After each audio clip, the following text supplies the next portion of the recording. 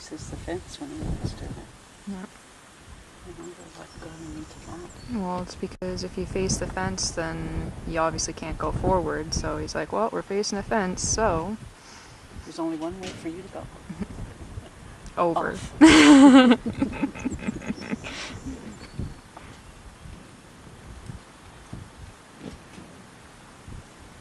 Yeah, he's really resisting a lot today. Well, I think maybe that metal is bothering him. No. It's just... He hasn't been worked. It's not really his fault, but... He should still learn to relax.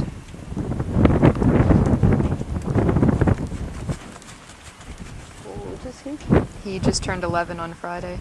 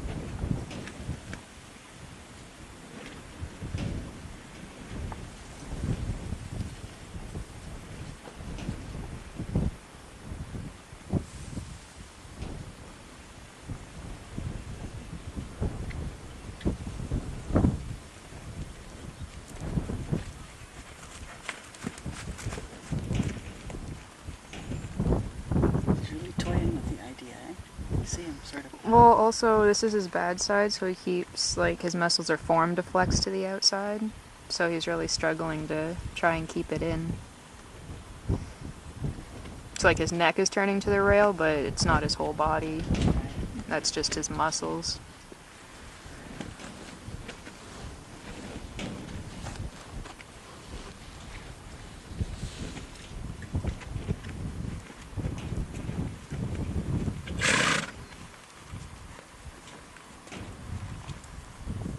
That wasn't too bad. He's a little all over the place. Like, doesn't want to turn, or he stops, slows down, speeds up, and then like he has trouble with the maneuvers. Like, that's how I do a lot of figures with him. Start with the big circles until he does that okay.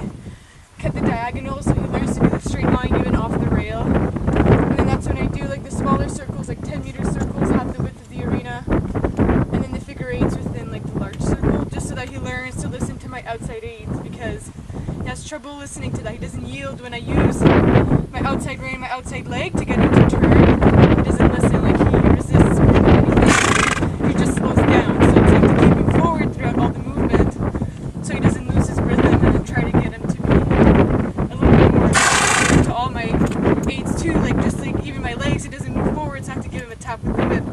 Then that pisses him off, you know, and then like you kind of lose it, so it's just to try to get him to be a bit more steady, to be listening to me a little bit more, not just go where he wants to go. So you think with the yielding to the pressure that he does know it now, and now he's just... Yes. Like, that's why like I do these exercises though, like it's like I start as if he wouldn't know it at all, and then I do the slow, the easy exercises to get him to get used to it, and then after that he falls into it and he gets better. That's how I'm able to do the smaller circles and the smaller figures. That's how I know he's listening, otherwise he just wouldn't be able to. Mm-hmm. So that's like the warm-up, just because I know that he's not a pro at that yet, you know.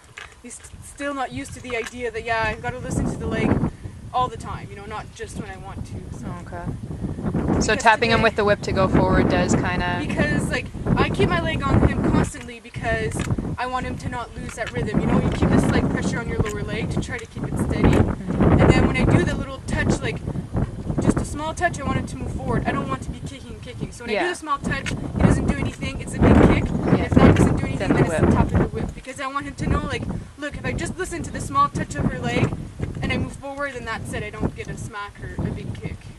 Because I don't want to be going kick, kick, kick just to get him to trot at a normal pace. Because then how are we going to get him to canter and all that? Like, today I want to try to get him to canter in this ring. So it's like, if he's not listening to my leg right now, how am I going to get him to start, you know? So, okay. So we'll keep working at the trot. And so that's why I do, like, just for me personally, I like to do my smaller figures and all that at the sitting trot because I feel like I'm more with him. And then when I go, let's say like around the whole width of the arena and I go all the way down, I try to do the posting trot to get him to extend his trot a little bit because he's not moving forward enough.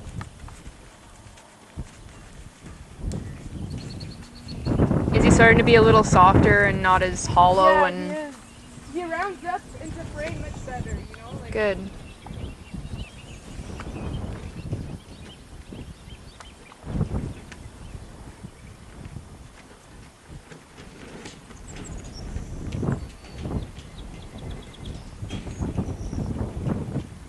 Okay, so the start of the leg yield. I'm going to cut the quarter line and use my right leg to push him over back towards the rail. Oh, he's doing good for a bit. Mm-hmm. Look at that. And then I'll try it again over here. So I use my outside aids to turn. I go straight first, and then my right leg on to push him back on the rail. There, see, that's good. That went a little bit better than the first one. So again, I need to prepare him. Half halt here, and then ask him to turn.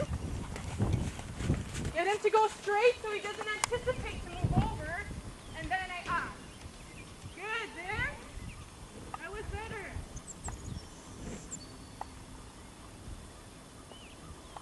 So again, half halt, I turn. I keep his body as straight as I can. Yep. And then it's over. Good. And there, because he did it right a couple times, I'll do the posting trot and let him move forward. Because that's not an exercise where he needs to feel constricted and slow down. So that's why I'll go back to a more extended trot. Let him move forward again. I'll change direction and do it from the other side. So I'll cut the diagonal, try to get him to do a straight line from corner